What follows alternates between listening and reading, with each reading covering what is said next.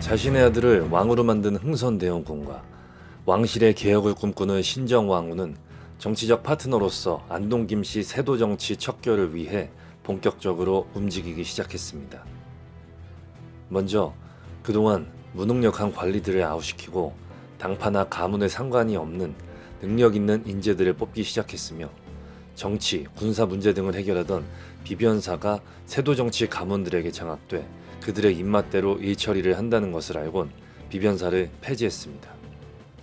또한 경복궁 중건을 통해 무너져 내린 왕실의 위상을 높이기 위해 노력하면서도 친정인 풍양조씨 가문의 특혜가 집중되지 않도록 중립을 유지하는 모습을 보입니다. 그렇게 신정왕후는 2년여간의 수렴 청정을 끝내고 본격적인 흥선대원군의 시대가 시작됩니다. 흥선대원군은 여러 가지 개혁을 시도합니다. 대표적으로 서원철폐와 호포제 실시 등이 있는데, 당시 조선은 죽은 학자들의 제사를 지내고 학문을 탐구하는 서원들이 전국에 천여 곳이나 됐습니다. 하지만 이 서원들이 세금 지원만 받고 제대로 운영되지 않자 흥선대원군은 이 서원을 40여 개로 확 줄여버립니다. 이어 기존에 백성들 한 명당 한 필의 옷감을 세금으로 내던 것을 한 집당 한 필로 바꾸고 백성만 내던 세금을 백성 양반할 것 없이 다 내게 하는 호포제를 실시합니다. 당시 조선 밖의 상황은 세계에서 가장 강하다고 믿었던 청나라가 영국과의 아편 전쟁에서 패배하며 베이징 조약을 맺고 강제로 개항을 하게 됩니다. 일본은 미일 수호 통상 조약을 체결하며 문호를 개방했습니다. 이런 상황에 충격을 받은 흥선대원군은 쇄국 정책을 펼치게 됩니다.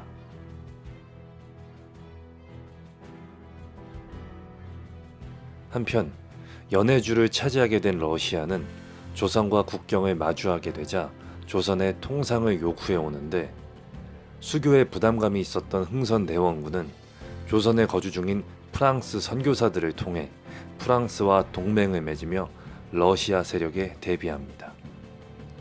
하지만 평소 천주교의 교리를 탐탁치 않아 했던 양반들이 프랑스 선교사들과의 접촉에 크게 반발하자 흥선대원군은 이런 갈등이 자신의 정치 생명을 단축시킬 것이라고 판단하고 생각을 바꿔 천주교 탄압령을 내립니다.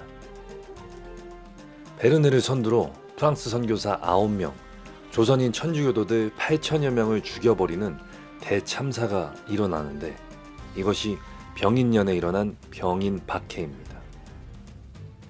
1866년 흥선대원군은 기존 세도정치 가문과 관계없는 집안의 딸을 며느리로 원했는데, 이에 흥선대원군의 아내가 본인의 친척인 민자영을 추천하게 됩니다. 민자영은 부모가 일찍 죽어 고아나 다름이 없어 그 세력이 미비하다고 판단하여 당시 나이 15세의 고종과 16세의 민자영을 결혼시킵니다.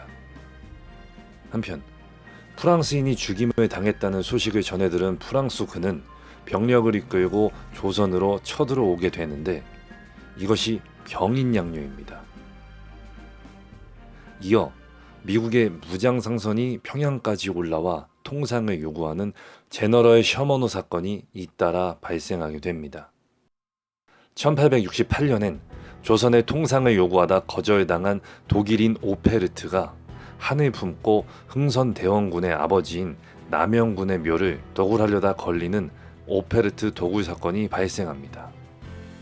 1871년엔 제너럴 셔머노가 침몰된 것을 빌미로 미국군이 강화도를 침공하는 신미양요가 벌어지자 서양 세력에 치를 떨게 되는 흥선대원군은 서양 오량캐와 싸우지 않으면 화친한다는 것이고, 화친을 하면 나라를 팔아먹는 매국 행위다라는 내용이 적힌 척화비를 만들어 전국 곳곳에 세우며 아주 강한 쇄국 정책을 펼치게 됩니다.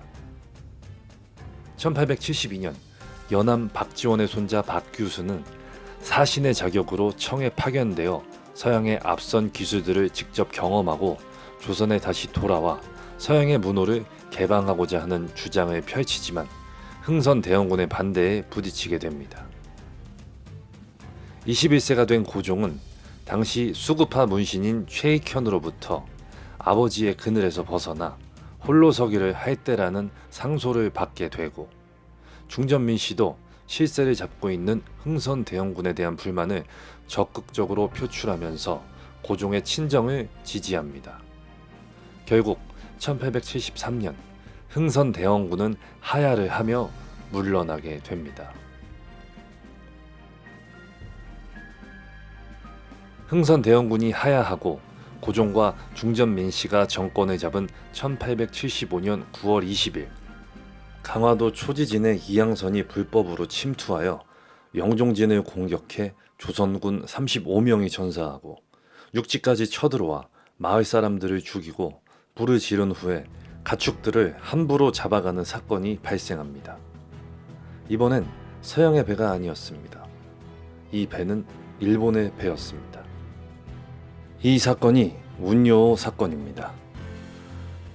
거슬러 올라가 일본은 1853년 미국 페리 제독에 의해 강제 개항을 하며 불평등 조약을 체결하고 1868년 메이지 유신이라는 근대화를 거치며 왕을 중심으로 한 정권 개혁을 실시하게 됩니다.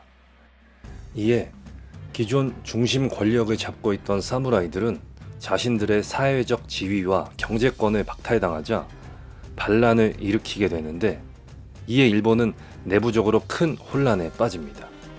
이때 일본인 학자 요시다 쇼인이 정한론을 꺼내들며 분노의 화살을 조선으로 돌리는데, 정한론은 어떤 내용을 담고 있는지, 이후 조선의 역사는 어떻게 흘러가게 되는지 다음 편에서 계속 이어가도록 하겠습니다. 오늘도 함께 해주신 여러분들 감사합니다.